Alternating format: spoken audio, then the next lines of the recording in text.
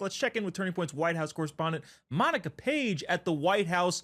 Thankfully, still around after those brazen bags were thrown over the gate. Not just one, but multiple. Can you tell us about what went down at the White House today?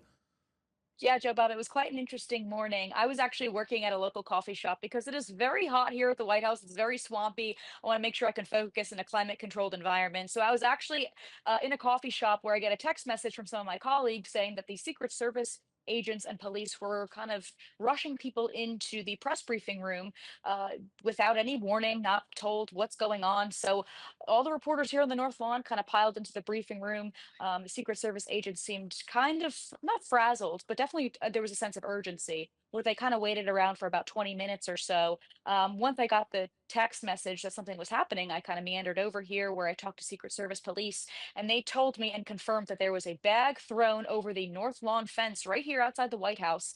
Apparently, it hit a tree before it fell to the ground, and the police were investigating what's in the bag, just the contents of what spilled out onto the ground. And apparently, this is the second time within 24 hours that something like this had happened. The night before, just last night, they were dealing with another situation, different person, different kind of bag, I think they suspect. But someone's trying to throw bags over the North Lawn onto the ground here.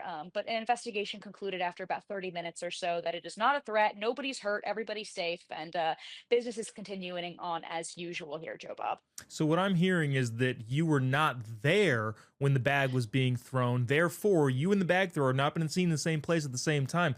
Suspicious, Monica. Of course, Do not joking. put me on a watch list here, Joe Bob. But I will say, this is what happens. And I don't want to say this is what happens, but this is what happens when you just let kind of anybody on the north, not on the north Mm. lawn, but kind of in this park driveway area where you could just come right up to the fence. There have been times where babies have come through the fence here and land on the north lawn, and Secret Service police have to actually physically go out and carry them back through security out into the open public again.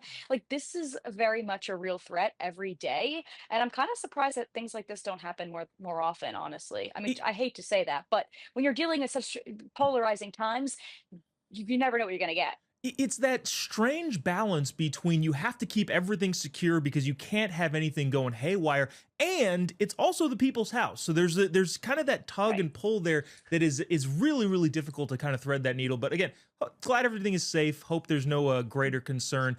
But the president left the White House today for Pittsburgh. What's going on there? Yeah, we were thinking that maybe the departure was going to get canceled due to this supposed threat or lack of really any more information regarding this. But everything carried on as usual. The president did leave off the South Lawn via Marine One, so everything was good there. He's heading to Pittsburgh today, where he's meeting with Republican Senator Dave McCormick, and they're announcing this massive investment push into the city of Pittsburgh, once known as the Steel City, still is known as the Steel City, but it was once very much more prominently known as that, and creating steel.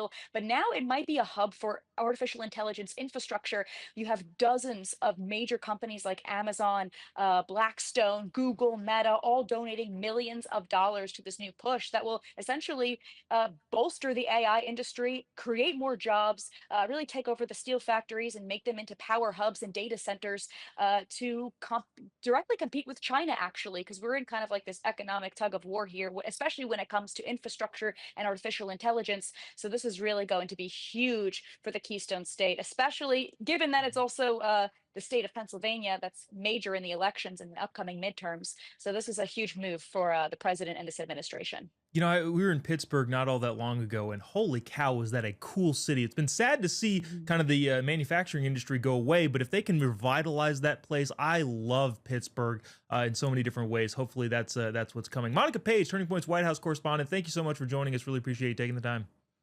Thanks so much, Joe Bob.